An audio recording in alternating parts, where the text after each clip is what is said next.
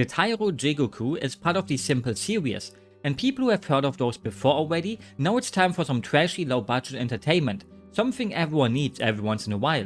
Sometimes they even manage to become sleeper hits like the Earth Defense Force games. And also the Onechan Bara games, even though 99% of people would disagree with me on that and not call those hits. I am a simple man, okay? Or that one cute robot made game you should check out. This one recently got a translation by Hmpf, a username that kinda makes you wish that Leadspeak would come back.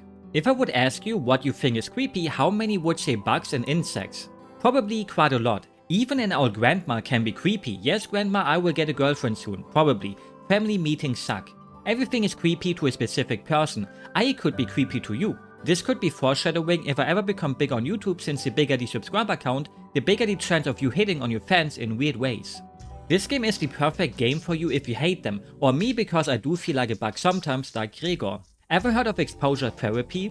Sometimes you have to confront your fears in life, or else you will end up like me. You can't keep running all the time. Here, look at them, crawling all over the screen. If you already think this is too much for you, then keep watching, since you want to overcome that fear, right? No worries, I won't show any real life ones. There will be no real life insects in this video. This is Erika. Insert that funny German marching song here about the same name, which is weirdly fitting since one of the lines in the song is about her getting swarmed by bees. She forgot her phone at school and came back to get it. A topic that hits harder nowadays since society became even more addicted to phones. We live in a society and all that. My smartphone is almost 10 years old at this point and can barely even run any new apps, but all I use it for is WhatsApp for family stuff anyways. Otherwise I may have gotten addicted to many gacha games, so I'm grateful. You would probably laugh at me if you saw me typing with it, because I do it with a single finger, like a 67-year-old grandpa. For some reason a rabbit stole her phone though and is running around the school with it. I mean, sure, I would do the same because I love rabbits, but would I follow it into a big mirror portal? No, I would not. Unless my name would be Alice, but instead sadly I'm a big manly man instead. Sorry, I lied, I'm only 5'2", so I'm not big or manly at all. So now she's stuck in a dark forest without her phone, but at least the rabbit invited her to the magical tea party, and spoiler, there will be no tea. And there also wasn't a real party, but lots of insects and bugs. So now it's up to poor little Erika to find her way home despite these massive things swarming right at her if you get too close. After you finish a stage, you always come back to the school and she just goes into the other portals too. Isn't she a bit dumb for that? Why would you go into these portals if you know what's gonna happen? Is your phone really that important? It can't be that important. What's on the phone? I have to applaud the game for probably trolling everyone who has played it. You are told to crouch before meeting your first insects, and it makes sense because these wasps are flying after all. So you get down, but they also come down, but somehow not far enough to touch you. But it will make you think, oh shit, I have to run, I have to get up, so you stop crouching and then get hit by them. Or maybe that only happened to me.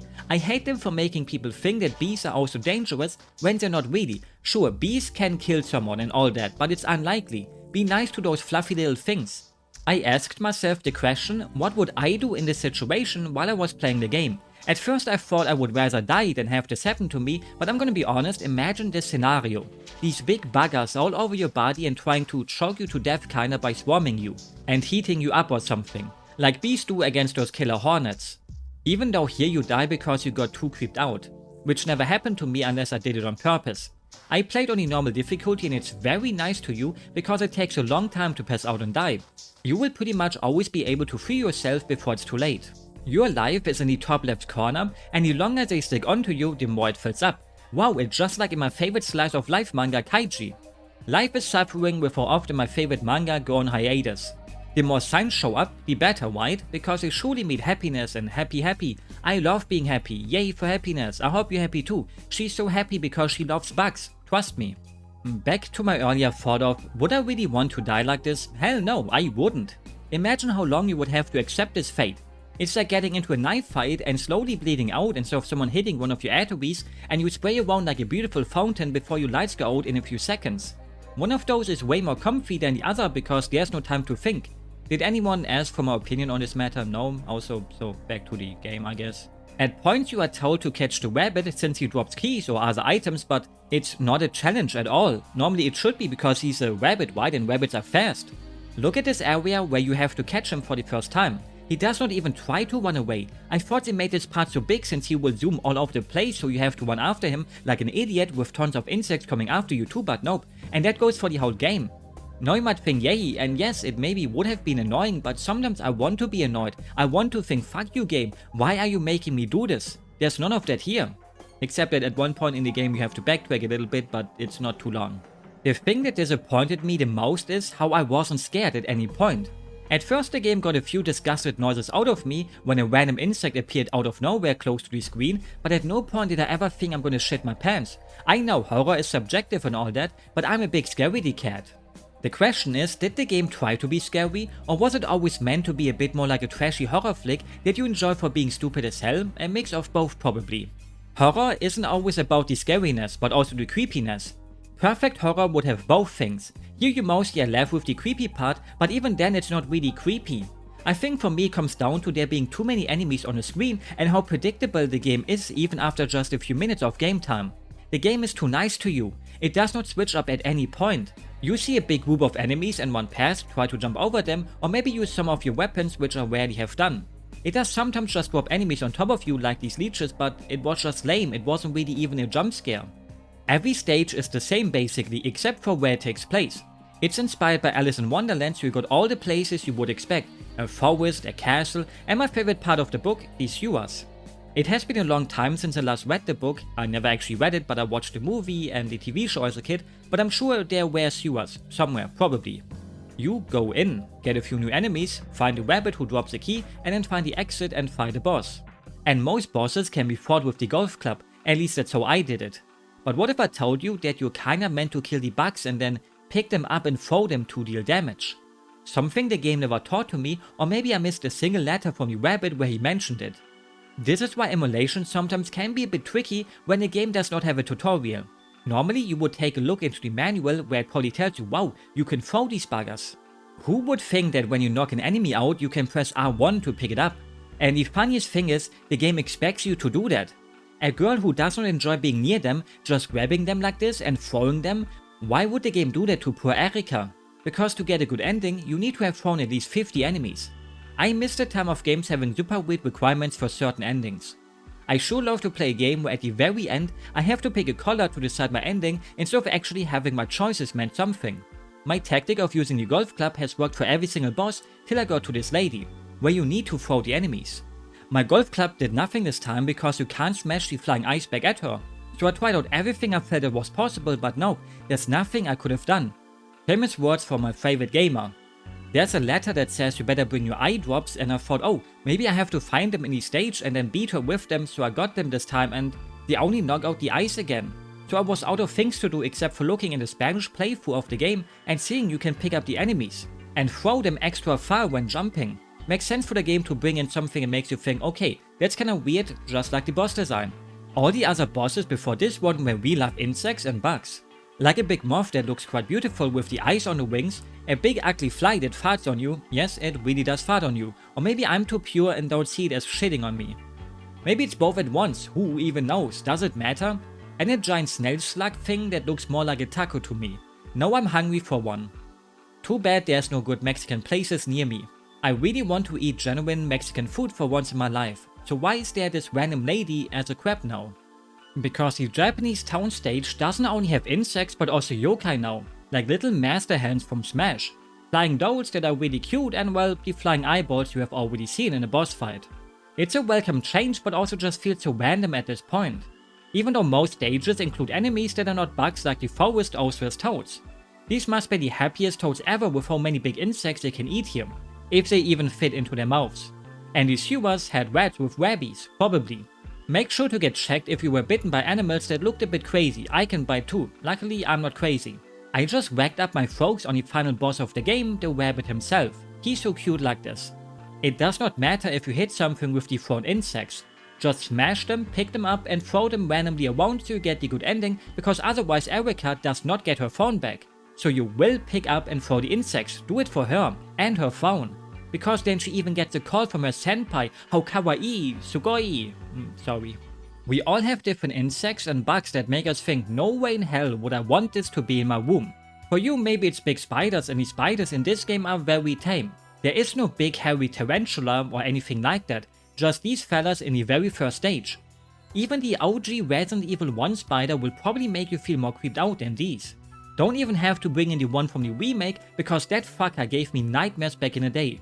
Can't wait for Resident Evil 1 Remake the remake, yay, they truly will be needed. For me it's big centipedes. You know what this game does? It blows its load like that on parts where you barely have to interact with them. Maybe you can deal with centipedes well, but if the game threw tons of them at me and made them ultra thick and long and crawly, I would have had the goosebumps of a lifetime during the whole section. So what did they do with them? They put them into one singular spot in the whole game, and look at how small they are, at least for a horror themed game. If those were in my room, I would call the Grenzschutzgruppe 9. But here they are kinda cute, and the roly-polies help with that. I loved them as a kid. Every time you picked up the stone you would see them under it, or have them roam your basement. The game does this a couple of times where they make one enemy only show up once, and I don't get it. Why fill up every place with the generic enemies you got used to at this point like cockroaches, but an insanely cool insect like a mantis only shows up once? And then even nerf them by making them fall down from the sky, where I don't even have to try to navigate around them since most of them land behind me. Or these mealworms who only show up once in this one room. I know that many people hate cockroaches more than they hate mealworms and find them more creepy, but they are on every stage, so they don't even face you at that point anymore. My sister had guinea pigs back in the day, and she was on a class trip once, so I had to take care of them, and I gave them yummy hay, fresh stuff like carrots, the typical stuff. But they also had like a special extra food thingy, and I thought, hey, I guess I can give them some of this too. So I put some of it onto my hand so they can eat it out of there, but then when I looked at my hand I screamed like a little girl and just threw it across the room because it was a bunch of dried out mealworms. But I thought they were still alive, somehow. So my sister probably found a lot of them around her room for a few weeks when she came home again because I didn't clean those up. And here's another point where the game will never annoy you, the stamina meter. In modern indie horror games, the stamina will run out so quickly, it will annoy you because those devs don't know how to properly implement a mechanic like that, but here they didn't know it better either. You will never think, oh, where did all my stamina go? That sucks too. You want a bar like that to still make a game tense but not go overboard when running for 5 seconds already makes you feel like you're playing as the average American. This normal Japanese high school girl is more sporty than that to begin with, but she easily could run a marathon like this. Does any of that matter in the age of emulation? Not really. The simple games are not meant to be something that you analyze too deeply. Most of them are just total shitposts that were also released as budget titles, so you wouldn't waste too much money if you decided to buy them. Nobody would try to sell you this game as some kind of misunderstood masterpiece, I hope. You can just play this game for free right now and have a somewhat interesting experience. Or I can give this video some twist and turn it into an essay about how it deeply reflects living life as a young woman, and the insects represent men who always try to fill you up, even just with their eyes. Especially when it comes to the image people have of Japan and all that. Whoa bro, did you know they got trains just for women? Such a fucked up country bro. In reality this game probably was made by a person with a fetish for this, maybe. Also the game is fairly short and I beat it in 3 hours, and I even got lost in the sewers for a bit, because my sense of direction is terrible. Even if that level is basically straight lines. Something I can say about another game with bugs that I played once upon a time, Escape from Bug Island. That game was creepy and scarier, but not that much, but at one point the game tells you, hey, you have to basically replay the game again with a few changes to get an actual ending, and I realized I have wasted like 4 hours of my life because I did not want to play anymore. Maybe one day I will return to it. It has a really cool cover though in Japan, and I love the look of this ad for it. The sad thing is, you unlock a bunny suit with the good ending when you beat the game, but what's the point? I have already beaten it and it's not the kind of game I would want to play through again. You can also unlock different accents though, like the one from Okinawa. Which was kind of funny since I recently watched Okisura, that is basically a propaganda anime that really makes you want to live there. Unlike other weebs, I know that I would never make it in Japan though. I'm not one of those weebs, I swear. With that said, I hope you enjoyed the video and will have a good day, a good night, or whatever fits your time zone. Don't believe those fun facts that say that at all times there's like 5 spiders around you, even if you can't see them. I'm sure that's not right. And let me quote the most famous quote from everyone's dad. They're more afraid of you than you are of them. I think we all have heard that one before. It's kinda true though, unless you live in Australia or some other place where there's insects that can easily kill you. Bye bye.